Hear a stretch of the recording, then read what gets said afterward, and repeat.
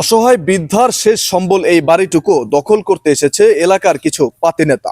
বিস্তারিত আমরা দর্শক তাদের কাছ থেকেই জানার চেষ্টা করব। আসলে আন্টি, মূলত ঘটনাটি কি হয়েছে একটু বলেন আপনি।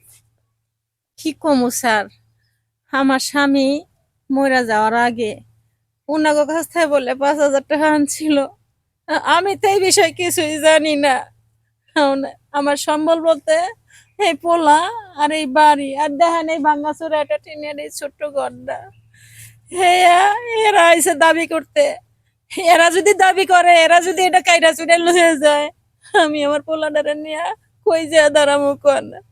আমার তো আর যাওনের কোনো জায়গা নাই। আপনারা দেখতে পারলেন ঘটনাটি আসলে খুবই দুঃখজনক।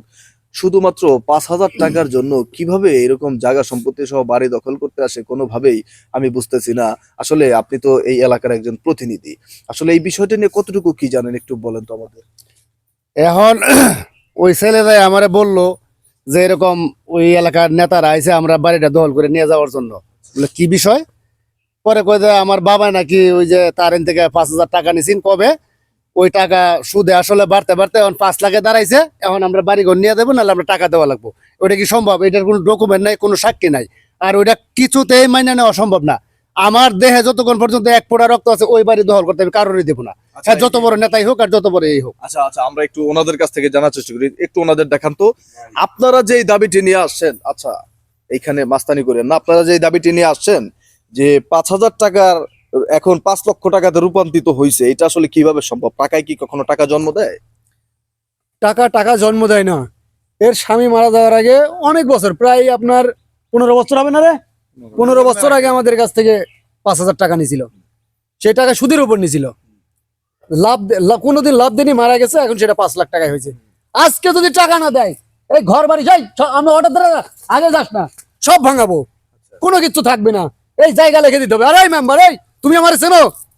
চেনো তুমি আমারে? আমি কেডা? তুমি যত বড় নেতাই হও, তুমি যত বড় নেতাই হও, উত্তেজিত না, এই সাইলেন্ট থাকে। আচ্ছা, একটু একটু সাইলেন্ট থাকে। এত উত্তেজিত হলে তো ভাই এখানে সমাধান হবে না, তাই না? আমরা উত্তেজিত না হই।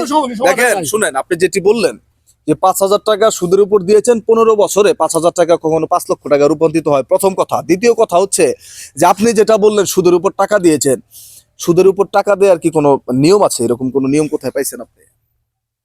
নিয়ম আসলে এটা তো ব্যবসা আমার, বুঝছেন? এটা তো আমার ব্যবসা। আর নিছিল তো টাকা, তো নিছিল, টাকা নিছিল। সেই কোনো ডকুমেন্টস আছে আপনার কাছে? হ্যাঁ, অবশ্যই আছে। আচ্ছা, ডকুমেন্ট আছে না?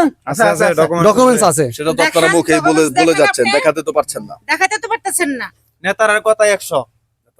দর্শক, আপনারা দেখতে পারলেন এই যে আজকে ভাই যেটা কইছে এটা শুনে এখান থেকে চলে যান, এটাই ভালো হইব। কিন্তু অসম্ভব, অসম্ভব। ভাই তোমার ভাই না, এই দেশে আরো বড় নেতা এলেও তোমরা হইছো নেতা আর আমি হইছি জনগণের সাপোর্টের প্রতিনিধি। আমি মেম্বার, জনগণের ভোট দিয়ে আমার মেম্বার বানাইছে। এই মেম্বার, তোমার চেয়ে আমার পাওয়ার কম না। তোর মতন মেম্বার আমি জন্ম দিই রে। রাখো শরমিয়া। তোর মতন মেম্বার উত্তেজিত না হই। দর্শক, আপনারা দেখতে পারলেন।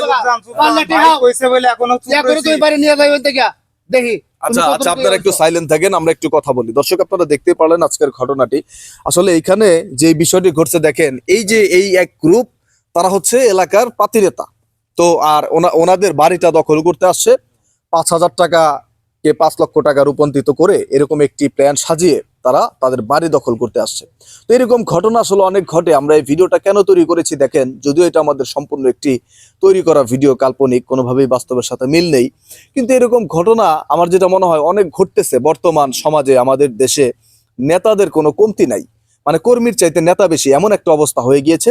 তো দেখেন, আমি এই যে পাতি নেতা যারা আছেন, মানুষের প্রতি অত্যাচার করেন, জুলুম করেন, সবাই না, সব নেতারাই তো অত্যাচার করে না। মানবতার ফেরিওয়ালা বা মানবতার দৃষ্টিকোণ থেকে অনেক নেতা আছেন।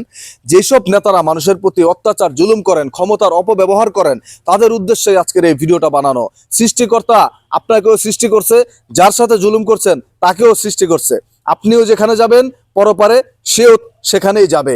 হয়তোবা এই দুনিয়া আপনি ক্ষমতার অপব্যবহার করে এরকম মানুষের সম্পত্তি আত্মসাৎ করতে পারতেছেন, কিন্তু একটা সময় আপনার এটার হিসাব নিকাশ অবশ্যই দিতে হবে।